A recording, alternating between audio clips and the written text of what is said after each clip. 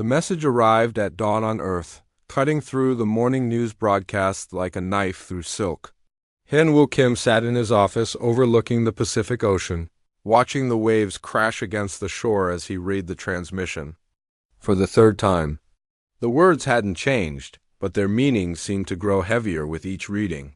The Galactic Council of 73 Species hereby requests the immediate presence of human Representative Han-Woo Kim at Nexus Prime for urgent deliberation regarding humanity's continued participation in galactic affairs. Requests. As if he had a choice, Han-Woo set down his coffee cup and walked to the window. 43 years old, with graying temples and tired eyes, he had spent the last 15 years representing humanity to the galaxy. He knew the difference between a request and a summons. This was definitely the latter. His assistant knocked and entered without waiting for permission. Dongmin Park carried a stack of files thick enough to stop a bullet. Sir, we've received the full documentation. From the council, it's extensive. Dongmin was young, only 28, but he had the sharpest mind Han-Woo had ever encountered. If anyone could make sense of galactic legal proceedings, it was him. What are they charging us with this time? Everything. Dongmin dropped the files on the desk with a heavy thud. Unauthorized terraforming of 17 worlds. Aggressive expansion into 12 contested systems. Cultural contamination of 14 species deemed developing by council standards. Oh, and my personal favorite, excessive curiosity about restricted galactic history.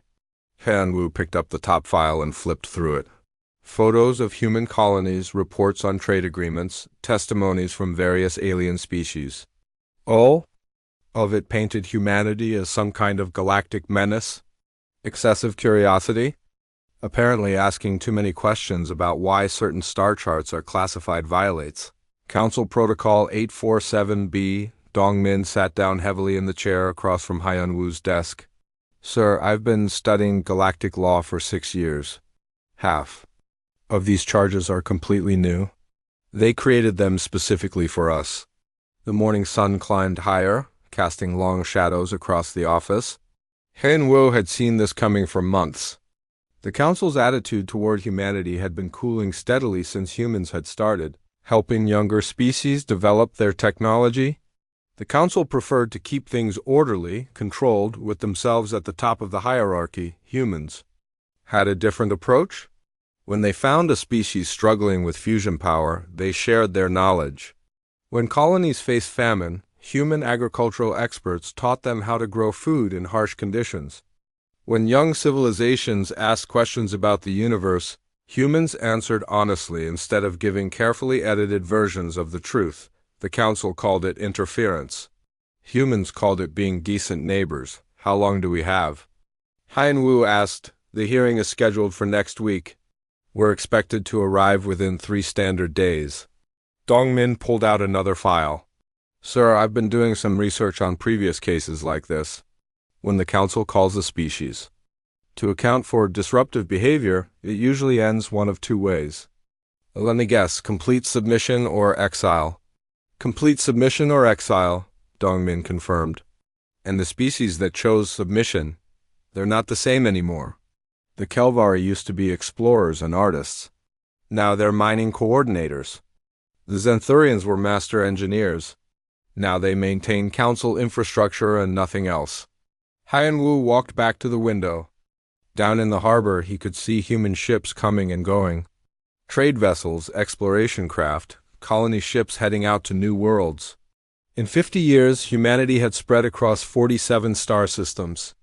They had made friends with dozens of species, established trade networks, built cities on worlds that had never known intelligent life. All of it was about to be put on trial, his personal communicator chimed.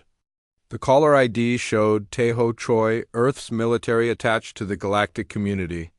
Han-Woo accepted the call, and Taeho's weathered face appeared on the screen. Hi, Han-Woo, have you seen the deployment reports? What deployment reports? The Council is moving ships. 3 full battle groups are taking positions around human space. They're calling it a routine training exercise, but the timing is interesting. Han-Woo felt his stomach drop. How many ships? 437. Last count. Including the Varathi dreadnought Eternal Judgment. Teho's expression was grim. Sir, that's enough firepower to glass every human colony in the outer systems. The pieces were falling into place. The Council wasn't just putting humanity on trial. They were making sure humans couldn't fight back when the verdict came down. Any word from our allies? That's the problem. We don't seem to have any. Teho's voice was bitter. The Zelani delegation sent a formal apology but said they can't risk Council sanctions. The Draconian Empire is reconsidering their trade agreements with us. Even the Hecarans are distancing themselves. Haiyan Wu wasn't surprised. Fear was a powerful motivator, and the Council had spent centuries making sure everyone knew what happened to species that opposed them. The smart play was to abandon humanity and hope the Council's anger didn't spread. Sir? Dongmin was holding another file. There's one more thing. The Council specifically requested that So Young Lee attend the hearing as an expert witness. So Young. Lee was Earth's leading xenobiologist and one of the few humans who truly understood how different species thought and communicated. She was also the person who had been most vocal about sharing human knowledge with younger civilizations. They want her there to make an example of her. That's what I'm thinking too. Hanwu made his decision. Start preparing our response. I want a full brief on every charge, every precedent, every loophole in Council law. We're going to Nexus Prime, but we're not going quietly. Sir, with respect, I don't think legal arguments are going to help here. The Council has made up its mind. Maybe, but we're still going to make them work for it. Han Wu turned back to his desk and started gathering files. And Dongmin? Start sending some very quiet messages to our colonial administrators. Tell them to begin implementing Emergency Protocol 7. Dongmin's eyes widened. Emergency Protocol 7 was the complete evacuation plan for human space. It had been developed years ago as a worst-case scenario, but no one had ever expected to use it. Sir? Are you sure?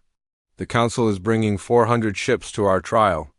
They're not planning to give us a choice between submission and exile. Han Wu looked out at the harbor again, memorizing the sight of human ships moving freely through Earth's waters. They're planning to give us submission or destruction. So we're going to give them a third option they're not expecting. The sun climbed higher, and the morning grew bright and clear. In 3 days, Haiyan Wu would stand before the most powerful beings in the galaxy and hear humanity's fate.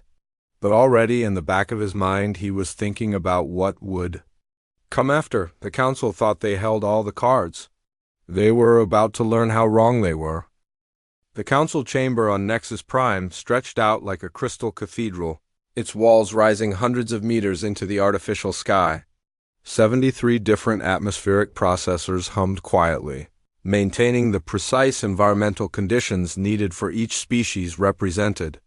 The air tasted of ozone and foreign chemicals that made Haiyan Wu's nose burn. So Young Lee sat to his right, her hands folded calmly in her lap despite the circumstances.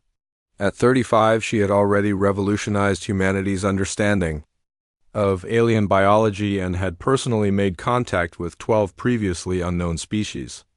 Her crime, according to the Council, was sharing too much of that knowledge with civilizations they deemed unworthy. Teho Choi sat to his left, his military bearing evident even in civilian clothes. His dark eyes scanned the chamber, noting exit routes and potential threats with professional detachment. The Council had made it clear that this was a civilian proceeding, but the armed guards positioned throughout the chamber told a different story. The center of the vast space, Prime Minister Kethmiran of the Varathi Empire rose from his crystalline throne. The Varathi had ruled the galactic community for over 2,000 years, and Kethmiran looked every day of his 4-century lifespan. His silver skin gleamed under the chamber's lights, and his 4 arms moved with the practiced grace of absolute authority. We convene this tribunal to address the growing concern of human interference in galactic affairs, Kethmiran announced, his voice amplified by translation devices that made it sound like distant thunder. The charges are severe and the evidence is overwhelming. Hyun-woo stood as protocol demanded. Prime Minister, humanity respectfully requests the opportunity to respond to these charges and present our own evidence. The tribunal will hear all relevant testimony. Kethmiran's tone suggested he considered very little testimony relevant. But first, let the injured party speak. What followed was a parade of accusations that painted humanity as galactic parasites. The hegemony of Kralix complained that human agricultural techniques had made their traditional farming methods obsolete. The Centauri Federation claimed that human medical advances had undermined their carefully controlled population management systems. Species after species stood to denounce humanity's reckless sharing of knowledge and technology. Ambassador Veltar of the Arcturus Collective was particularly dramatic. The humans came to our struggling colonies with promises of help, he declared, his tentacles writhing with apparent emotion. They taught our people to purify water, to grow crops in barren soil, to cure diseases that had plagued us for generations. But they did not seek permission from this council first. Han-woo watched the performance with growing understanding. This wasn't about human wrongdoing. This was about control. The council had spent millennia carefully managing which species received which technologies and when. They doled out advances like treats to obedient pets. Maintaining their position at the top of the hierarchy, humans had upset that balance by treating all species as equals worthy of knowledge and assistance. So Young leaned over to whisper in his ear, "Notice who's not here?" Han-woo scanned the chamber again and realized she was right. The Zalani delegates were absent. So were the Hecarans, the Draconian representatives, and nearly a dozen other species that humanity had worked with closely. Either they had been forbidden from attending, or they had chosen not to risk the council's displeasure by defending humanity. When the accusations finally ended, Kethmiran turned his ancient gaze on the human delegation. "The evidence against your species is clear and undeniable. You have violated 37 separate council protocols, interfered with the natural development of 14 civilizations, and undermined the stability that has maintained peace in this galaxy for 2 millennia. Hyun-woo stood again. "Prime Minister, with respect, humanity has violated no laws that existed when we took those actions. Many of these protocols were created after the fact, specifically to criminalize our behavior retroactively. Ignorance of proper procedure is not an excuse for disruption," Kethmiran replied coldly. "A mature species should understand the necessity of order and hierarchy." Taeho's hand clenched into a fist on his knee, but his face remained expressionless. So Young continued to sit calmly, though Hyun-woo could see the tension in her shoulders. "Furthermore," Kethmiran continued, "humanity's rapid expansion and aggressive colonization patterns represent a clear threat to galactic stability. In 50 years, you have spread across 47 systems without seeking proper authorization from this council. We colonized uninhabited worlds," Hyun-woo protested. "Worlds with no native life, no existing claims, no strategic value to other species. All worlds within this galaxy fall under council jurisdiction." Prime Counselor Zexhai of the Andorian League interjected. "Your failure to recognize this authority demonstrates humanity's fundamental unsuitability for galactic citizenship." The tribunal continued for hours. Witness after witness testified about humanity's crimes against galactic order. Human trade practices were too generous. Human cultural exchanges were too open. Human scientific research was too collaborative. Human colonies were too welcoming to refugees and minorities from other species. Every positive thing humanity had done was twisted into evidence of their danger to the established order.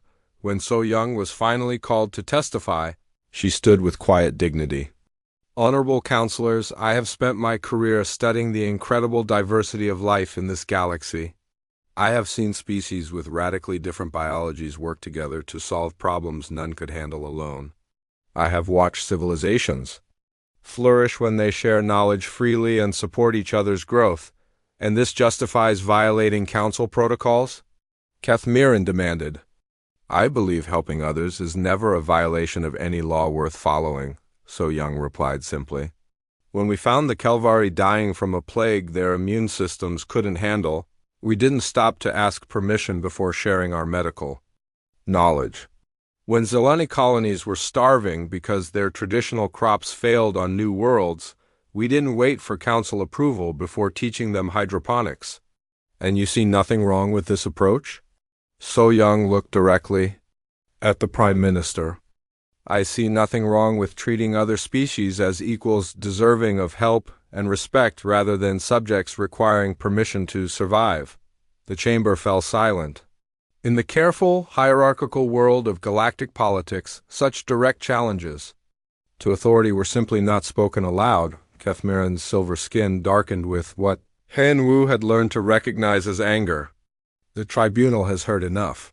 Humanity's crimes are clear, and their attitude shows no sign of reform or repentance. Then what is our sentence? Han-Wu asked, though he already knew. Humanity has 30 standard rotations to withdraw from all contested systems and restrict your species to the Sol system. Any resistance to this decree will be met with the full military force of the Galactic Defense Fleet. Kethmiran's voice carried the weight of absolute authority. Furthermore, humanity is banned from contact with any species classified as developing or protected. All trade agreements with human entities are hereby voided. The chamber erupted in approving sounds from dozens of different species. Han-Wu stood quietly as the noise washed over him. 30 days to abandon everything humanity had built among the stars. Exile to their home system. Complete isolation from the galactic community. It could have been worse. It could have been obliteration, but as he looked around the chamber at the satisfied faces of humanity's judges, Han-Wu found himself thinking about the species that weren't here. The ones who owed their lives to human medicine, their prosperity to human agriculture, their freedom to human intervention against oppressive neighbors. The council thought they were solving a problem by removing humanity from the galaxy. They had no idea what problem they were creating. Min-Ho Young stood in the emergency command center beneath Geneva, watching data streams flow across dozens of screens. As director of the colonial administration, he controlled the civilian infrastructure that kept 47 human worlds running. In the 3 days since the council's verdict, his office had become the nerve center for the largest evacuation in human history. Status report, he called out to the room full of analysts and coordinators. Eun-ji-nam looked up from her communication station. As head of the Stellar Communications Network, she maintained contact with every human settlement from the Outer Rim to Earth's moon. All colonies have confirmed receipt of Emergency Protocol 7 orders. Evacuation procedures are beginning. Across the board, any resistance from local governments? Some confusion, but no outright refusal. Most colony administrators have been expecting this since the tribunal. Eun-ji pulled up a galactic map showing human settlements as blue dots, scattered across several spiral arms. Estimated completion time for full evacuation is 26 days, Min-Ho nodded grimly. 26 days to abandon everything humanity had built among the stars. It seemed impossible, but humans had always been good at doing impossible things when they had no choice. Sir, called out Jae Sung-oh from the intelligence station, we're receiving some interesting reports from our merchant captains. Several alien species are trying to negotiate separate deals to maintain trade relationships despite the council ban. That was expected. Human industrial capacity and agricultural output had become integral to several alien economies over the past 50 years. The Draconian Empire alone imported 40% of their food from human colonies. The sudden cutoff would hurt them almost as much as it hurt humanity. Tell our merchants to be polite but firm in their refusals, Min-Ho instructed. We're not going to give the council any excuse to claim we're violating the terms of exile. His personal communicator chimed with an encrypted message. Min-Ho stepped away from the main operations area to read it privately. The message was from Ji-Hoon Yu, captain of the research vessel New Horizon, currently stationed in the Kepler 442 system, directive confirmed. Beginning comprehensive documentation of all human installations and infrastructure. Question: evacuation. Seems to include removal of all biological samples and terraform organisms. Is this intentional? Minho typed back quickly. Document everything. Remove everything. Leave nothing behind that required human knowledge to create or maintain. It was a simple order, but its implications were staggering.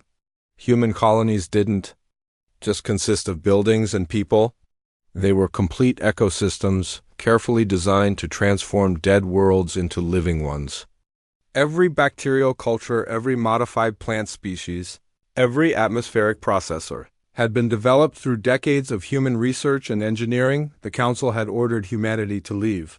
They hadn't specified what humanity had to leave. Behind, Yunji, Minho called out. I need a secure channel to all colony administrators. Priority Alpha. Within minutes, the faces of 47 colonial governors appeared on the main screen. They looked tired and worried, but determined. These were the people who had spent their lives building new worlds for humanity. Now they were being asked to tear down everything they had created. Ladies and gentlemen, Minho began, I know this is difficult for all of you. You've built something beautiful out there, and being forced to abandon it feels like betrayal. But I want you to understand something important about our evacuation orders. He paused, making sure he had everyone's attention. We're not abandoning anything. We're taking it with us. Hairin Ko, governor of the agricultural world New Prosperity, spoke first. Sir, I don't understand. We can't take entire cities with us. We can't take the buildings, Minho agreed. But we can take the knowledge, the genetic samples, the biological systems, the technological innovations. Everything that makes those worlds valuable came from human minds and human effort. That leaves with us? Understanding began to dawn on several faces. Seok Jinlim, the veteran transport captain who had been ferrying supplies between colonies for 20 years, leaned forward. You're talking about stripping the worlds completely. Not just evacuating people, but removing every trace of human contribution. Exactly, every bacterial culture that makes the soil fertile. Every modified plant that can grow in alien conditions. Every atmospheric organism that maintains breathable air. Every piece of medical equipment, every manufacturing blueprint, every database of scientific research. Minho's voice was calm but firm. The Council wants humanity gone. They'll get exactly what they asked for. Governor Eugene SCO of the Kepler 186F colony raised her hand. Sir, some of these worlds have non-human populations that depend on our infrastructure. The Zephyrian settlements on my world can't survive without the atmospheric processors we built. Then I suggest they contact the Council and ask for replacement technology, Minho replied. We offered to share our knowledge freely. The Council ruled that sharing was a crime. Now they can provide alternatives themselves. The implications were starting to sink in across the room. Dr. Sunmi Kang, who managed the medical research station on Proxima Centauri, looked pale. The Hecarans have been using our synthetic blood substitute for their wounded veterans for 12 years. Without it, their casualty rate from the border conflicts will triple. The Draconians will lose half their agricultural output when we remove the nitrogen-fixing bacteria we introduced to their soil, added Governor Wu Jinbei from the Tau Ceti system. Their population growth has been based on food security that won't exist without us. Minho watched the realization spread across the group. For 50 years, humanity had been the galaxy's problem solvers. They had developed solutions to challenges that other species couldn't handle, shared technologies that improved lives across dozens of worlds, created infrastructure that entire civilizations had come to depend on. The Council had seen this as interference and disruption. They had demanded that humanity be removed to restore order and hierarchy. They were about to learn what order looked like without the foundation they had taken for granted. Sir, Governor Chang Ho Lee called from his position managing the mining operations in the asteroid belt. There's something else to consider. Our departure is going to leave some very large gaps in the galactic economy. Human mining operations produce 67% of the rare earth elements used in Council shipbuilding. And our agricultural exports feed 43 different species to some degree, added Hairin Ko. Some of them have no alternative food sources for their expanding populations. Minho nodded. I'm aware of the potential consequences. But the Council has made their decision, and we're going to respect it completely. If they want humanity gone from galactic affairs, then humanity will be truly gone. The meeting continued for 2 hours as the colonial governors worked out the logistics of the most comprehensive evacuation in history. It wasn't enough to remove people and personal belongings. They were dismantling the biological and technological foundation that supported life on dozens of worlds. When the conference ended, Minho sat alone in his office, looking at the star charts that showed human expansion over the past 5 decades. Blue dots marking colonies, trade routes, research stations, and agricultural centers. A network of human achievement that had taken generations to build. In 26 days, it would all be gone. EUN-G appeared in his doorway. Sir, we're receiving a lot of requests from non-human populations on our colony worlds. They're asking if they can come with us. What kind of numbers are we talking about? Nearly 3 million individuals from 17 different species. Scientists, artists, refugees, colonists who integrated into human communities. Unji hesitated. Many of them are saying they'd rather live in human exile than stay in council space? Minho considered this. 3 million aliens who preferred human society to their own species' governments. It was a powerful statement about the kind of civilization humanity had built among the stars. Tell them yes, he decided. Anyone who wants to come is welcome. The Council exiled humanity, not our friends. As night fell over Earth, Minho walked to his window and looked up at the stars. Somewhere out there, human colonies were shutting down, packing up, preparing to leave behind everything they had built. In a few weeks, vast sections of the galaxy would be empty of human presence for the first time in 50 years. The Council thought this was the end of humanity's influence on galactic civilization. Minho suspected it was just the beginning. Hirin Ko stood in the observation deck of the orbital station above New Prosperity, watching the last of the harvest ships descend toward the planet's surface. Below her, vast agricultural complexes stretched to the horizon, golden fields of grain swaying in the artificial breeze created by atmospheric processors. In 3 weeks, this would all be gone, not abandoned, gone. Status report, she called to her agricultural coordinator. Insu Park looked up from his tablet, his face grim. We've successfully extracted 94% of our genetic seed bank. The remaining 6% are crops that need to complete their growth cycle before we can harvest viable samples. And the bacterial cultures? All harvested and stored in cryogenic units. The nitrogen-fixing bacteria, the soil enhancement microorganisms, the fungal networks that maintain the ecosystem balance, everything. Insu hesitated. Ma'am, without these organisms, the soil will be dead within 6 months. The atmospheric processors will stop functioning within a year. Hirin nodded. She had built this world from a barren rock, spending 15 years transforming it into the most productive agricultural planet in 3 star systems. The work had been her life's achievement. Now she was systematically destroying it, but not really destroying it, moving it. Her communicator chimed with an incoming message from Seokjin Lim, captain of the massive transport vessel Endurance. His ship was one of 50 cargo haulers working around the clock to evacuate human colonies. Governor. Ko, we're ready for the next load. My manifest shows biological samples, atmospheric processing equipment, and... He paused. 47,000 Zephyrian refugees? That's correct, Captain. They've requested transport to human space rather than remain here after we leave. Seokjin's weathered face showed surprise. Ma'am, that's almost the entire Zephyrian population on New Prosperity. Why are they leaving? Hirin looked down at the planet again. Small groups of Zephyrians were visible near the human settlements, loading their belongings onto transport shuttles. The Zephyrians were a gentle species, refugees from a war in the Outer Rim who had found sanctuary on human worlds 12 years ago. They had integrated well into human society. contributing their artistic talents and philosophical insights to the growing colonial culture. Because they know what's coming, Hyrin answered simply. Without our atmospheric processes, this world becomes uninhabitable for their species within 18 months. The council offered them no alternative arrangements. And they'd rather face exile with us than trust the council to protect them? Apparently so.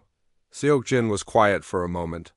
Governor, I've been running cargo between human colonies for 20 years. I've seen a lot of species come and go. But I've never seen aliens choose exile with humans over staying in their own space before. Times change, Captain. As the day progressed, Hyrin oversaw the systematic dismantling of everything that made new prosperity viable. The atmospheric processors were shut down and transported to waiting ships. The irrigation systems were drained and packed. The vast hydroponic facilities that fed 12 star systems were carefully disassembled and loaded into cargo holds. Most importantly, every living organism that had been genetically modified or specially cultivated by human scientists was collected and preserved. Seeds, bacterial cultures, algae strains, modified insects that pollinated crops, the entire biological foundation of the world's ecosystem was being removed. Dr. Mi-young Shin, the colony's chief biologist, approached with her final report. Governor, we've completed the biological extraction. Everything is safely stored in cryo units aboard the transport ships. What about the native organisms? We're leaving those untouched, of course, but Mi-young looked troubled. Ma'am, the native life forms on this planet were never capable of supporting a breathable atmosphere or fertile soil. That's why it was uninhabited when we arrived. Without our introduced species, the ecosystem will collapse back to its original state. Hyrin had expected this. New prosperity had been a dead world when humans found it, technically alive but only supporting basic plant life and simple organisms. Human terraforming had created a complex, thriving ecosystem from scratch. Remove the human contribution and it would revert to what it had been before. The council ordered us to leave, Hyrin said. They didn't specify that we had to leave our work behind. Over the next week, reports came in from other human colonies following similar procedures. The mining operations in the Centauri system were removing not just their equipment, but the engineered bacteria that made it possible to extract rare minerals from low-grade ore. The research stations around Volf 359 were taking with them the atmospheric scrubbers that allowed surface settlements on otherwise toxic worlds. Most significantly, the medical facilities throughout human space were evacuating with complete databases of treatments and cures that had been developed for dozens of alien species. Treatments that many civilizations had come to depend on as their only solution to genetic diseases and environmental toxins. Yeo and Sue Park, director of the Kepler 452b Medical Research Center, sent a particularly sobering report. We've received over 4,000 requests from non-human patients asking to come with us rather than lose access to treatments that keep them alive. Apparently, the Council Medical Authority has no equivalent therapies for most of the conditions we've been treating. The Exodus was revealing something that even humans hadn't fully realized: how deeply integrated their contributions had become to galactic civilization. It wasn't just that humans traded with other species or shared technology. Human innovations had become foundational to the survival and prosperity of dozens of worlds. Chang Ho Lee, managing the evacuation of the asteroid mining operations, reported similar discoveries. Sir, I'm getting desperate messages from Draconian procurement officers. Apparently, their shipbuilding industry is entirely dependent on rare earth elements that can only be extracted using our biomining techniques. Without us, they'll have to shut down 60% of their manufacturing capacity. The same pattern was emerging everywhere humans withdrew. Agricultural worlds facing famine without human-developed crops. Industrial centers losing access to critical materials. Medical facilities unable to treat patients who depended on human-developed therapies. The third week of evacuation began. Hyrin received an unexpected visitor. Ambassador Veltar of the Arcturus Collective arrived on New Prosperity with An urgent message from his government. Governor Ko, he said, his tentacles writhing with obvious distress, my people are facing a crisis. Without your atmospheric processors and agricultural expertise, our colonies will become uninhabitable within months. Surely some arrangement can be made? Hyrin met with him in her office, surrounded by boxes of personal belongings and scientific equipment. Ambassador, I'm afraid that's a matter for the Galactic Council. They've ordered humanity to cease all contact with developing species. Your people fall under that classification. But the Council has no equivalent technology. They've never needed to develop these capabilities because humans were providing them. Then I suggest you speak to Prime Minister Kethmiran about that oversight. Veltar leaned forward desperately. Governor, 3 million of my people will die if our colony worlds fail. Children, elders, families who have known nothing but the prosperity your species helped create. Surely humanity won't abandon them. To satisfy a legal technicality? Hyrin felt genuine sympathy for the ambassador, but her orders were clear. Ambassador, for 50 years humanity offered to share our knowledge freely with all species. We were told that this was interference and disruption. We were ordered to stop. Now we're following those orders completely. This isn't what the Council intended. Perhaps not, but it's what they ordered. As Veltar left, visibly shaken, Hyrin returned to overseeing the final stages of evacuation. The last transport ships were loading the final biological samples, the last pieces of critical equipment, the last groups of refugees who preferred exile with humans to remaining in Council space. In 3 days, New Prosperity would be empty of human presence. The atmospheric processors would shut down, the irrigation systems would fail, and the carefully maintained ecosystem would begin its inevitable collapse back to the barren state humans had found it in. But the knowledge, the organisms, the technology, and the people who understood how to use them would all be safely in human space, ready to build something new. The Council had ordered humanity to leave the galaxy alone. They were about to discover what alone really meant.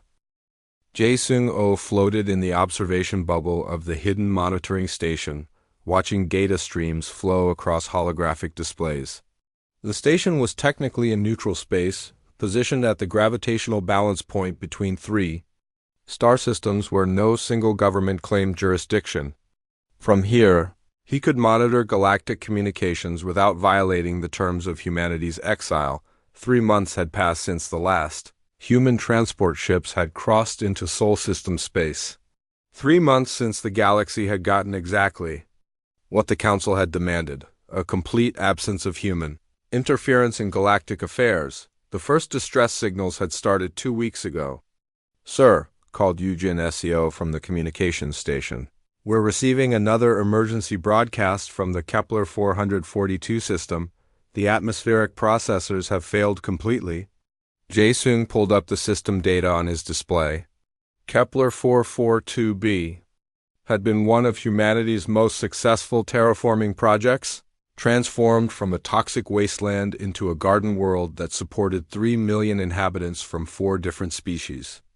The atmospheric processors had been running smoothly for 18 years, maintained by human engineers who understood the delicate biological and mechanical balance required to keep them functional when the humans left. They had taken with them not just the engineers, but the specialized bacteria cultures that formed the biological component of the atmosphere conversion system. Without those organisms, the processors had gradually lost efficiency until they failed completely. What's the atmospheric composition now? Jason asked. Oxygen levels dropping by 2% per day. Carbon dioxide rising proportionally. At current rates, the atmosphere will become unbreathable for most species within 6 weeks. Jae-Sung made a note in his log. Kepler 442b had been evacuated by humans in the first week of the Exodus. The Zephyrian population had chosen to come with them, recognizing that their survival depended on technologies that would leave with the humans. But several other species had remained, confident that the Council would provide alternative support. The Council had made no such provisions. Any response from Council emergency services? He asked. Negative. The Kepler system government filed a formal request for assistance 8 days ago. No response yet. Eugen had been a human terraforming engineer before the exile, one of the specialists who understood how to maintain the complex atmospheric systems that kept hostile worlds habitable. She had volunteered for this monitoring assignment specifically because she knew what to watch for as human-maintained systems began to fail. Sir, I'm also picking up crop failure reports from 17 agricultural worlds, she continued. The nitrogen-fixing bacteria that made their soil fertile are dying off without the nutrient supplements we were providing. Jae-sung nodded grimly. Soil fertility was one of those things that most people took for granted until it was gone. Human agricultural specialists had spent decades developing bacterial cultures that could transform dead dirt into rich, productive farmland. Those bacteria required specific mineral supplements and pH balances to survive. Without human maintenance, they died, and the soil reverted to its original sterile state. How bad are we talking? The Draconian Agricultural Ministry is reporting crop yields down 60% and falling. The hegemony of Kralix is projecting complete agricultural collapse within 2 growing seasons unless they can find alternative soil treatment methods. The irony wasn't lost on Jae-sung. The Draconians had been among the most vocal supporters of humanity's exile, claiming that human agricultural techniques were undermining their traditional farming methods. Now they were discovering that their traditional methods couldn't feed their expanded population. A new alert chimed on the communications board. Eugen checked the source and looked up with surprise. Sir, we're receiving a distress signal from Kralix Prime. It's not what I expected. What kind of distress signal? Medical emergency. They're requesting immediate assistance with a genetic plague affecting their military caste. According to the transmission, it's the same plague that human doctors helped them control 15 years ago. Jae-sung remembered that incident. The Kralix military had been devastated by a genetic disorder that caused rapid cellular breakdown in their warrior class. Human geneticists had developed a treatment protocol that suppressed the condition, allowing affected individuals to live normal lives. It required ongoing treatment with specifically designed synthetic proteins that human labs had been producing and shipping to Kralix worlds for over a decade. When humans evacuated, they had taken their medical databases and production facilities. With them, how many affected individuals? 200,000 and rising. The condition is genetic, but it doesn't manifest until individuals reach military age. The Kralix have an entire generation hitting that age group now, with no access to the treatment that was keeping their predecessors alive. Over the following days, the reports multiplied. Mining operations throughout the galaxy were shutting down as engineered extraction bacteria died off. Medical facilities were closing as they ran out of human-developed pharmaceuticals. Trade routes were collapsing as colonies that had been economic hubs became uninhabitable. The pattern was always the same. Human innovations had solved critical problems for alien civilizations, but the solutions required ongoing maintenance and support that only humans understood. When the humans left, they took not just their knowledge, but the biological and technological infrastructure that their knowledge had created. Woojin Bay, monitoring the situation from another hidden observation post, sent a particularly sobering report. The hegemony of Kralix has lost contact with 3 of their outer colonies. No response to communications for 6 days. Analysis suggests complete atmospheric system failure. 3 entire worlds gone silent. Jae-sung tried to imagine what it would be like for the inhabitants as their life support systems gradually failed with no hope of repair or replacement. The humans who had designed those systems were gone, exiled by the very government that now needed their help.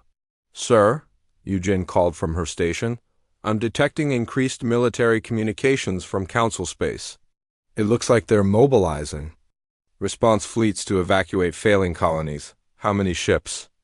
Nearly 800 vessels reassigned from regular duties to emergency evacuation operations, but she paused, studying the data more carefully. Sir, they don't have anywhere to take the evacuees. Most Council worlds are already at carrying capacity. Their infrastructure was never designed to handle massive refugee populations. Jae-sung understood the problem. The galactic economy had evolved over 50 years to take advantage of human capabilities. Worlds specialized in what they did best, trading with other worlds for what they needed. Agricultural worlds focused on farming because they could trade food for manufactured goods. Industrial worlds focused on production because they could import food from agricultural centers, but the agricultural centers were failing without human soil treatments. The industrial centers couldn't get raw materials without human extraction techniques. The medical centers couldn't treat patients without human-developed therapies. The carefully balanced galactic economy was collapsing like a house of cards. "Any word from the council leadership?" Jo-sung asked.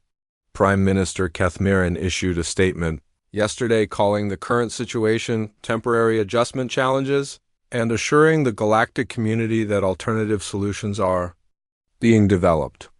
Alternative solutions to problems that took humans 50 years to solve? Apparently. Jae-sung walked to the observation window and looked out at the stars. Somewhere out there, millions of beings were facing starvation, disease, and environmental collapse because their leaders had decided that human help was worse than human absence. The Council had wanted to prove that the galaxy could function without humanity's disruptive influence. They were succeeding beyond their wildest expectations. His personal communicator chimed with an encrypted message from Earth. Min Ho-young's face appeared on the small screen. "Looking tired but determined. Any change in the situation?" Min Ho asked. "It's accelerating. We're now tracking system failures on 43 worlds, complete colony collapses on 7 planets, and agricultural crises affecting over 200 million beings." Minho was quiet for a moment. "Any requests for assistance?" "Dozens, but they're all being routed through council channels first. Prime Minister Kethmiran has made it clear that no member species is authorized to contact humanity directly." "And the council's response to these requests?" "Still waiting for alternative solutions that don't exist." Minho nodded grimly. "Keep monitoring? And Jae-sung?" "Document everything. When this is over, I want a complete record of what happened." And when the transmission ended, leaving Jae-sung alone with his thoughts and the steady stream of distress signals from across the galaxy.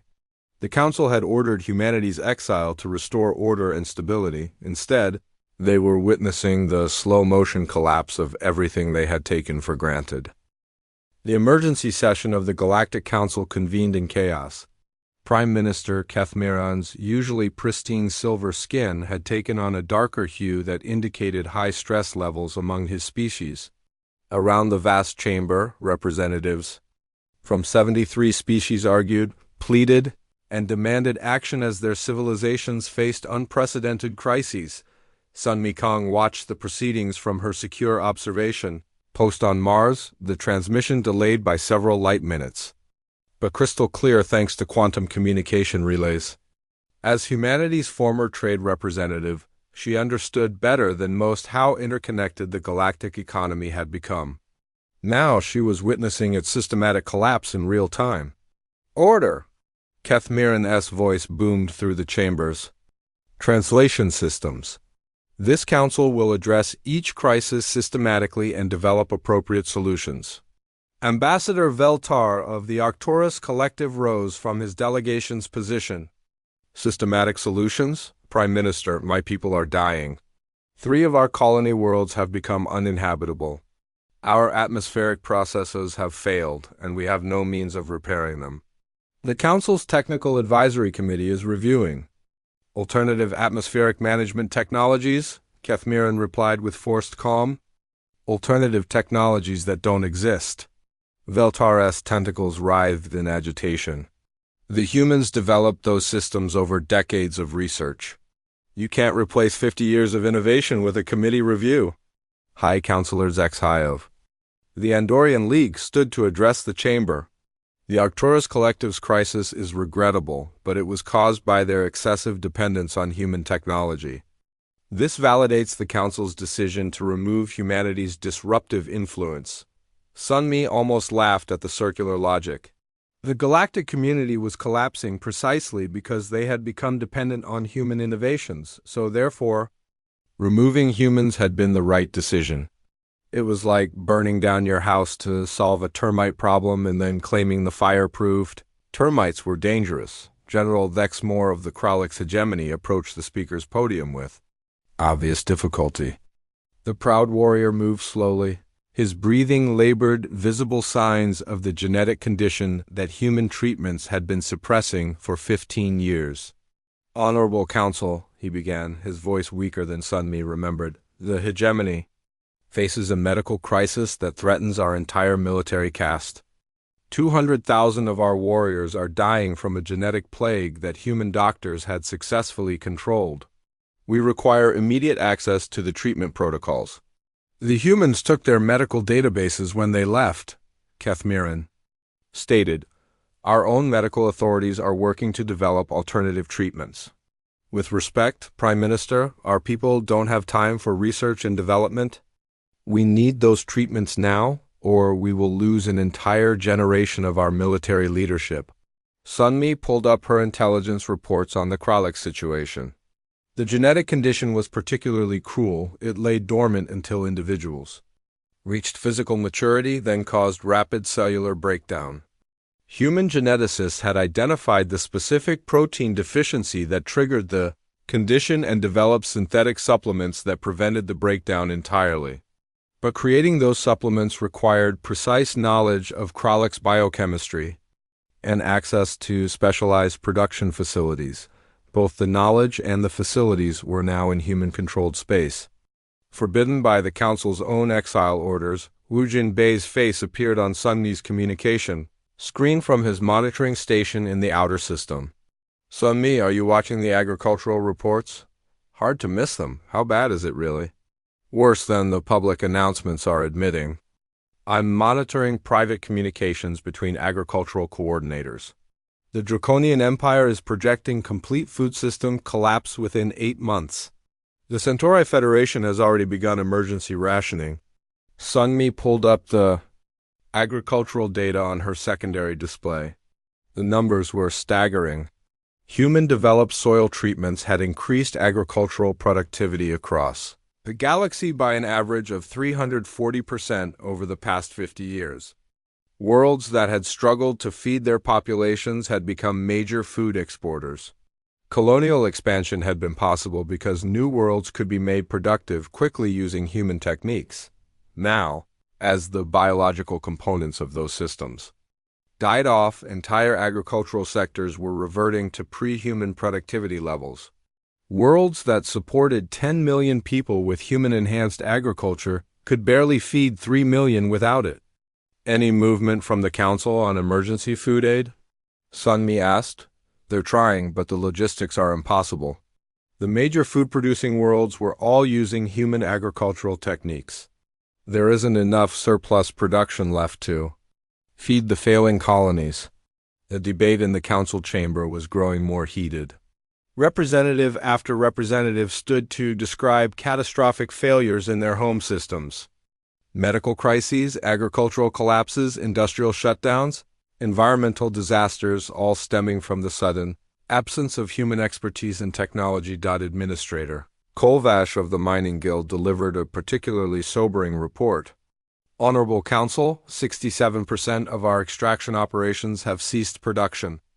The biomining techniques developed by human engineers allowed us to extract rare metals from previously worthless ore. Without those organisms, most of our facilities are economically non-viable. The rare metals shortage was cascading through the entire industrial sector. Ships couldn't be built without specialized alloys.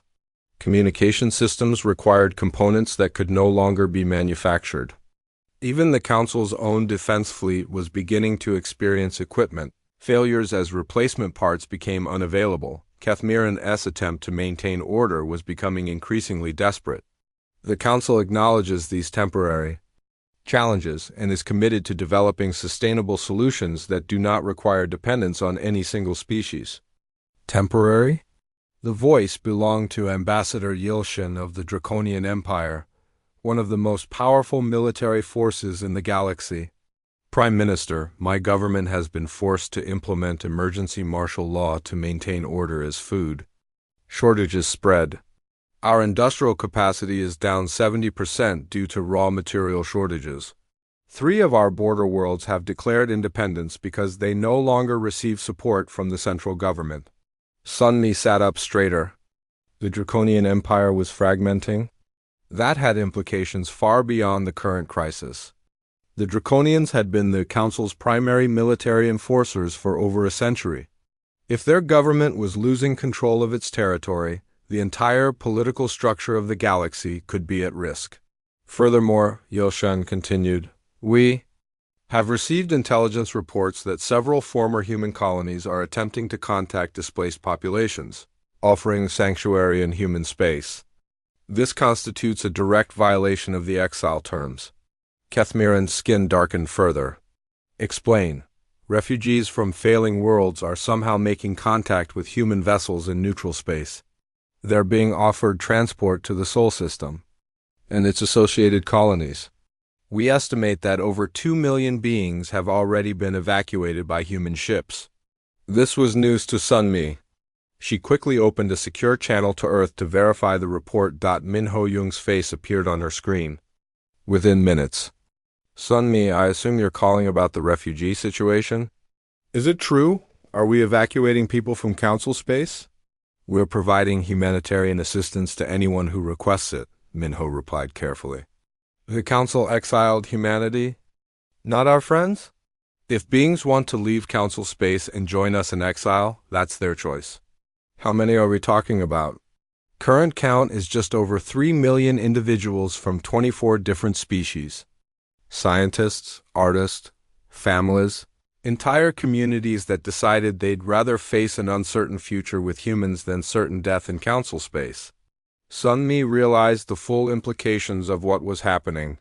Humanity wasn't just withdrawing from galactic civilization, they were taking pieces of it with them. The most talented and adaptable members of dozens of species were choosing exile with humans over remaining in the increasingly unstable Council territories.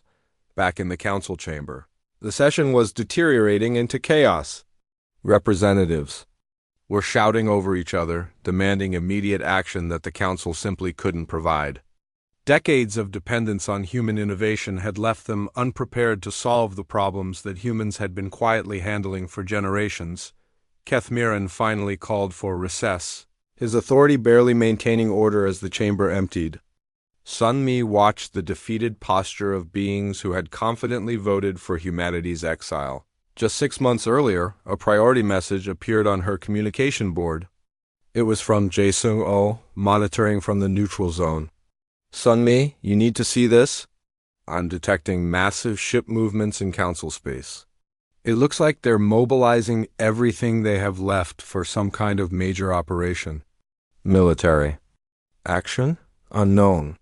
But they're pulling ships from defense fleets, merchant marines, even ceremonial squadrons. Whatever they're planning, it's big. Sunmi felt a chill of apprehension. Desperate governments often made dangerous decisions. The Council had created this crisis by exiling humanity. Now they faced a choice, admit their mistake and ask for. Chang Ho Li floated in the observation deck of the Titan research station, watching the steady stream of refugee ships arriving in the outer Sol system. As Earth's former ambassador to the Draconian Empire, he had seen the signs of political collapse before, but nothing in his diplomatic experience had prepared him for the scale of civilization-wide breakdown now unfolding across the galaxy. Through the reinforced windows, he could see the latest arrival, a converted Zephyrian passenger liner carrying 12,000 refugees from the failed colonies in the Kepler system. It was the 47th refugee ship to reach human space this week, bringing the total number of galactic exiles to over 4 million beings from 31 different species. Sir, called Mi Young Shin from the communications station, we're receiving another transmission from the Council fleet. They're requesting permission to enter the Sol system. Chang Ho turned from the window. Same message as before? Identical. The Galactic Council requests immediate diplomatic contact with human thought. leadership to discuss urgent matters of mutual concern. They've been broadcasting it every 6 hours for the past week. The Council fleet had been holding position just outside the Sol System's heliosphere for 10 days now. 47 ships, including the massive dreadnought Eternal Judgment that had been part of the force meant to intimidate humanity during the original tribunal. Now they sat there like beggars outside a closed door, asking for an audience they had no right to demand. "Any response from Earth?" Chang-Ho asked. President In-Ho Kim's office continues to acknowledge receipt of their messages, but declines to schedule a meeting. Official position is that the Council terminated all diplomatic relations with humanity, so there's nothing to discuss. Chang-Ho nodded approvingly. The Council had made their position clear during the tribunal. Humanity was exiled from galactic affairs and forbidden from contact with member species. Now they wanted to negotiate, but only because their civilization was collapsing without human support. His personal communicator chimed with an incoming message from Kyung Soo-an, captain of the exploration vessel Perseverance. Chang-Ho accepted the call, and his old friend's face appeared on the screen. "Chang-Ho, you need to see what we found in the Vega system." "What kind of discovery?" "The kind that explains why the Council is really here." Kyung-Soo's expression was grim.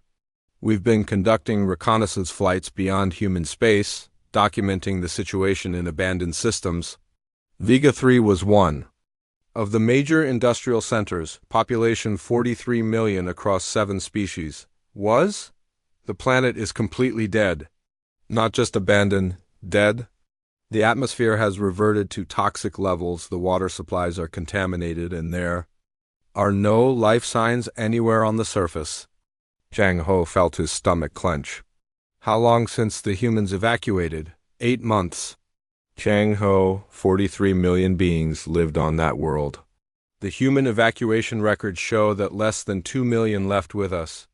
That means over 40 million individuals just disappeared. The implications were staggering. Chang-Ho had known that some worlds would become uninhabitable after human terraforming systems failed, but he had assumed the populations would be evacuated or would find ways to adapt. Complete planetary death was something else entirely. Any signs of what happened to the population? We detected a few automated distress beacons, but they stopped broadcasting months ago. Best guess is that the atmospheric processors failed. The environment became toxic, and there was no evacuation capability. The Council fleet didn't have enough ships to evacuate entire planetary populations. Chang-Ho closed the connection and walked back to the window, looking out at the refugee ships. 4 million beings had made it to human space. But if Kyung-Soo's reconnaissance was accurate, that might represent only a tiny fraction of the beings who had needed rescue. Mi-young approached with a data tablet. "Sir, I've been analyzing the refugee arrival patterns. Nearly 60% of the beings reaching human space are scientists, engineers, medical professionals, and other technical specialists. Brain drain? More like brain hemorrhage. The most capable members of dozens of species are abandoning Council space entirely. The ones left behind are increasingly unable to maintain even basic infrastructure." It was a feedback loop that made the crisis worse with each passing day. The most skilled individuals fled to human space, leaving behind populations less capable of solving the problems that human departure had created. As conditions deteriorated further, more skilled individuals fled, accelerating the decline. Chang-Ho's communicator chimed again. This time it was Su Jin-yang, the newly appointed director of post-council affairs, calling from her office in Geneva. "Chang-Ho, we've received an interesting message through unofficial channels. It came via a draconian merchant captain who's been ferrying refugees to neutral space." "What kind of message?" "A personal plea from General Exmoor of the Kraliks. Hegemony. He's asking for a secret meeting to discuss matters of mutual benefit." Chang-Ho knew Exmoor from his diplomatic days. The Kraliks general was proud, honorable, and completely devoted to his people's welfare. He was also dying from the genetic condition that human treatments had been controlling. What does he want? He's offering intelligence about Council military. movements in exchange for medical assistance for his affected warriors. Apparently, the Krallick's government is fracturing as their military leadership dies off. And his government doesn't know about this contact? He specifically requested secrecy. Said, his people are desperate enough to try anything, but the council would consider any unauthorized contact with humanity to be treason. Chang Ho considered the implications. If the Krallick's hegemony, one of the council's strongest military forces, was secretly negotiating with humanity, it suggested that the political unity of the galactic community was breaking down completely. What's Earth's position on his request? President Kim is willing to provide medical assistance on humanitarian grounds, but only if General Exmoor agrees to publicize the arrangement. No secret deals. It was a shrewd requirement. If the council wanted human help, they would have to admit publicly that they needed it. No more pretending that human exile was working according to plan. Over the following days, Chang Ho watched the situation develop from his position on Titan, more reconnaissance. Reports came in from human exploration vessels documenting the collapse of galactic civilization. 17 complete planetary failures. 43 systems under emergency military rule. The Draconian Empire had lost effective control of over half its territory as local governments declared independence or simply stopped responding to central authority. Most tellingly, the stream of refugee ships to human space was accelerating. The latest arrivals included entire colonial administrations who had decided to abandon their worlds rather than wait for council rescue that wasn't coming. Then the breakthrough came. Mi Young rushed to Chang Ho's office with an urgent communication. Sir, we're receiving a broadcast on all emergency frequencies. It's from the council fleet. Another request for negotiations? No, sir, it's a formal announcement of unconditional surrender to human authority. Chang Ho stared at her. Surrender? Prime Minister Kethmiran is personally requesting immediate humanitarian assistance for failing council worlds. He's offering full territorial concessions, technology transfers, political autonomy, essentially anything humanity wants in exchange for emergency support. Chang Ho activated the communication system and listened to Kethmiran's broadcast. The once proud leader of galactic civilization sounded exhausted and defeated. His silver skin had darkened to nearly black, indicating extreme stress levels among his species. People of Earth, Kethmiran's voice carried across space. The Galactic Council formally acknowledges our error in exiling humanity from galactic affairs. We were wrong to see your contributions as interference rather than invaluable assistance.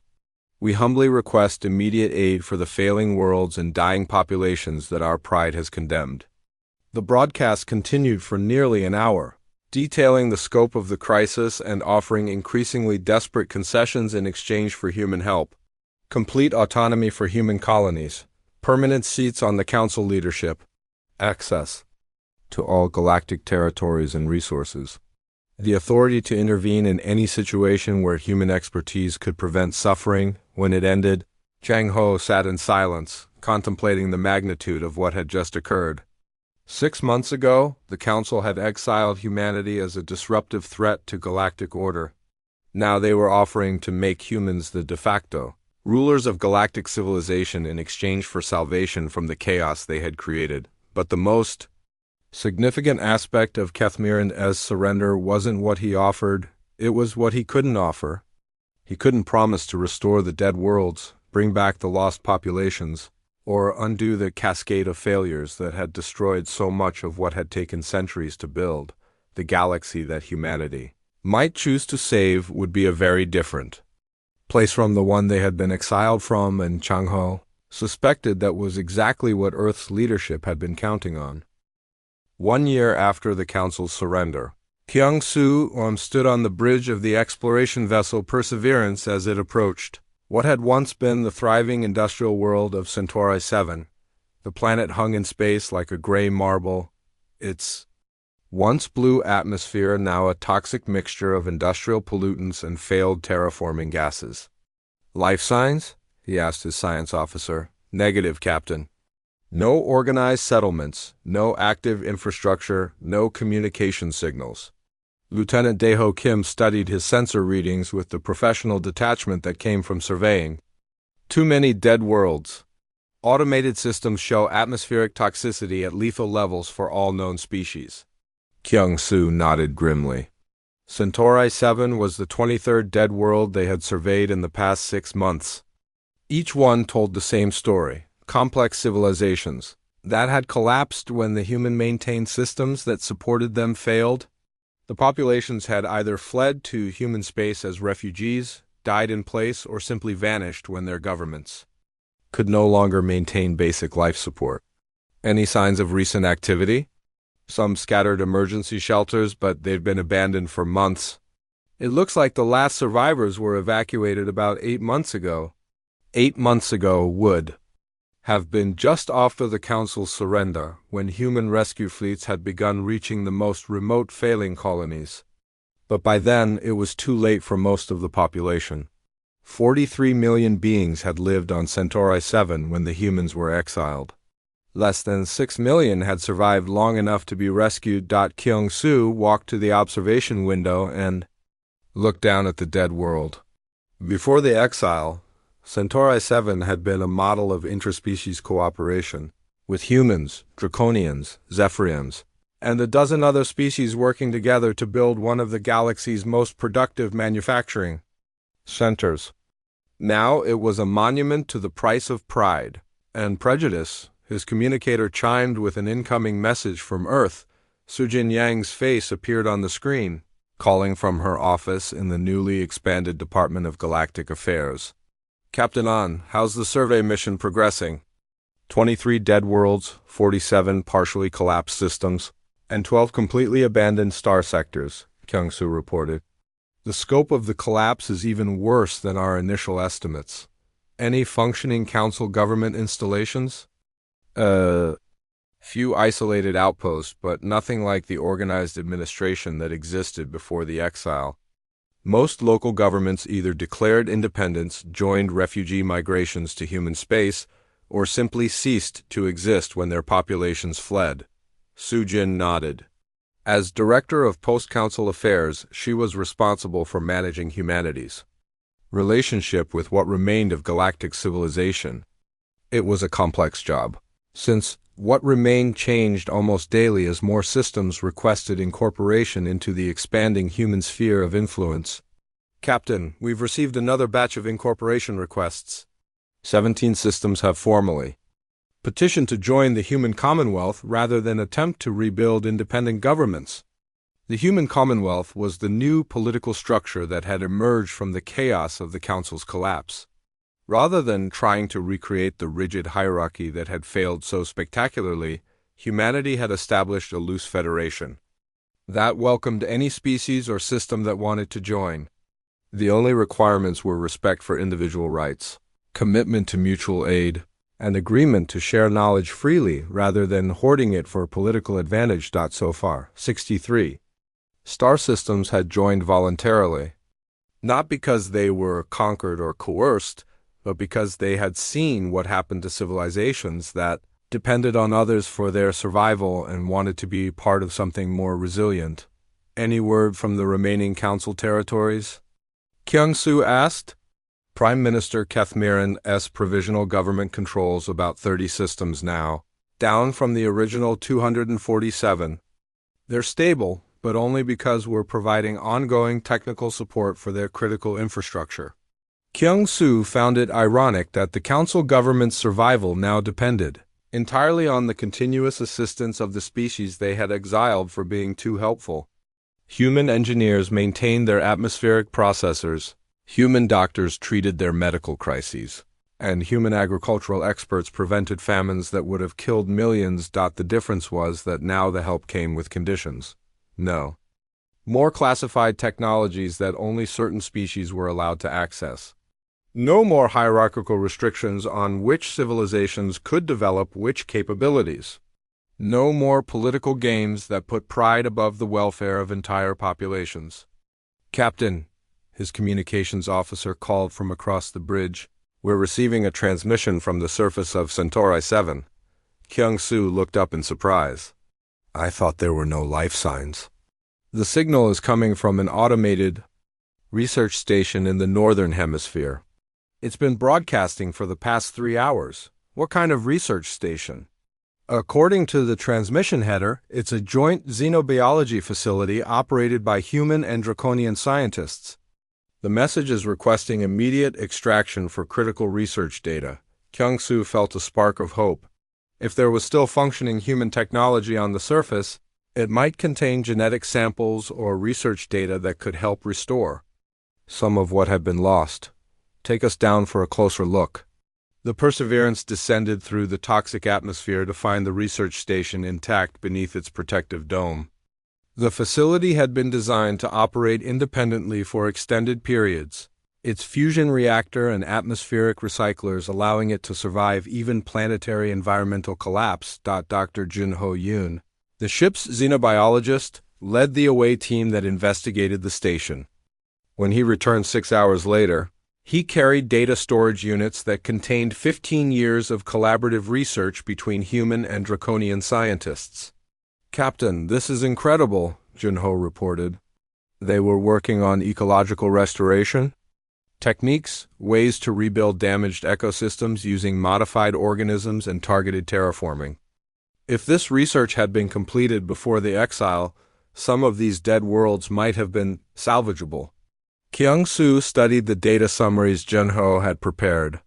The research represented exactly the kind of collaborative innovation that the Council had condemned as dangerous interference.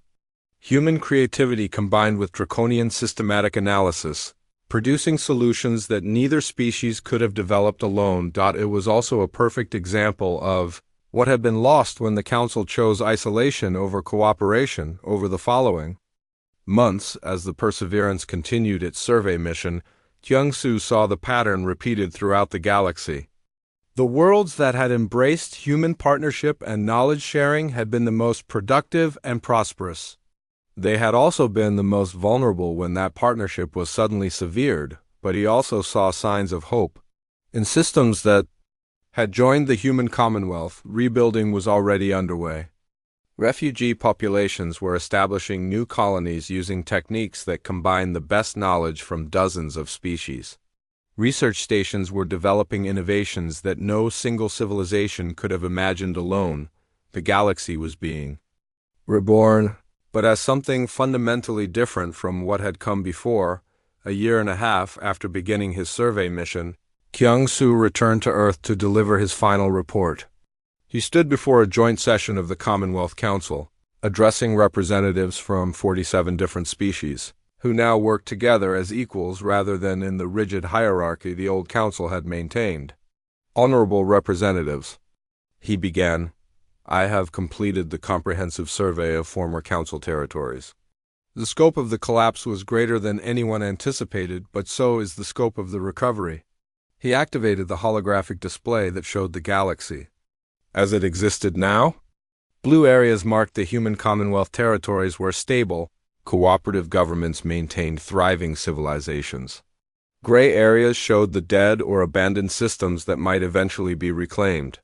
Small green dots indicated independent systems that maintained friendly relations with the Commonwealth but preferred autonomy. The old Council territories were represented by a small cluster of yellow dots around the former capital worlds. "The lesson of the past 2 years is clear," Kyung-soo continued. "Civilizations that try to maintain control through hierarchy and restriction are fragile. They depend on the very cooperation they try to control, and when that cooperation is withdrawn, they collapse. But civilizations that share knowledge freely, that treat all species as equals deserving of assistance, that build networks of mutual support rather than chains of dependence, those civilizations are resilient. They can survive the loss of any single component because they have multiple redundancies and widespread capabilities." He paused, looking around the chamber at beings who had chosen cooperation over competition, mutual aid over mutual exploitation. The Council exiled humanity to protect their vision of galactic order. They succeeded. Their order is gone, replaced by something better. Something that doesn't require anyone to be subservient, ignorant, or helpless for the system to function. As Kyung-soo concluded his report. He reflected on the irony of the situation. The Council had feared that humanity's willingness to help others would undermine galactic stability,